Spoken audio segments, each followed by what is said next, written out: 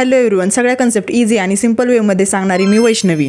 इंटरव्ह्यूमध्ये mostly ॲग्रिगेशन function यावर question विचारलाच जातो, तर हा टॉपिक आपण आजच क्लिअर करूया. तर व्हॉट इज ॲग्रिगेशन फंक्शन? ॲग्रिगेशन फंक्शन म्हणजे मल्टिपल रोमधून एक सिंगल रिझल्ट काढणे म्हणजेच ॲग्रिगेशन फंक्शन. त्याचे डिफरंट फंक्शन आहेत count, minimum, maximum, average and total. पण आता ॲग्रिगेशन फंक्शन पाहूया. फर्स्टली आपण एक स्टुडंट टेबल कन्सिडर करू. त्या टेबलवर आपण डिफरंट ऑपरेशन करू. स्टुडंट टेबलमध्ये आपण स्टुडंटचे मार्क्स स्टोअर केले आहेत. फर्स्ट फंक्शन आहे सम. जर आपल्या त्या स्टुडंटची सम काढायची असेल तर सम हे फंक्शन आपण यूज करतो. स्टुडंटचं आपल्याला ॲव्हरेज काढायचं असेल तर ॲव्हरेज हे फंक्शन आपण यूज करतो.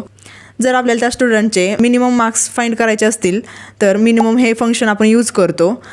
तर नेक्स्ट फंक्शन आहे मॅक्स. मॅक्स हे फंक्शन सगळ्यात मॅक्झिमम मार्क्स किंवा टेबलमधला मॅक्झिमम डेटा हा फाइंड करण्यासाठी मॅक्झिमम हे फंक्शन यूज केलं जातं. नेक्स्ट फंक्शन आहे काउंट. काउंट हे फंक्शन खूप इम्पॉर्टंट आहे. फॉर एक्झाम्पल स्टुडंट डेटाबेस आहे. डेटाबेसमधले आपल्याला टोटल नंबर ऑफ स्टुडंटचा डेटा किती स्टोअर्ड आहे ते कॅल्क्युलेट करण्यासाठी काउंट हे फंक्शन यूज केलं जातं.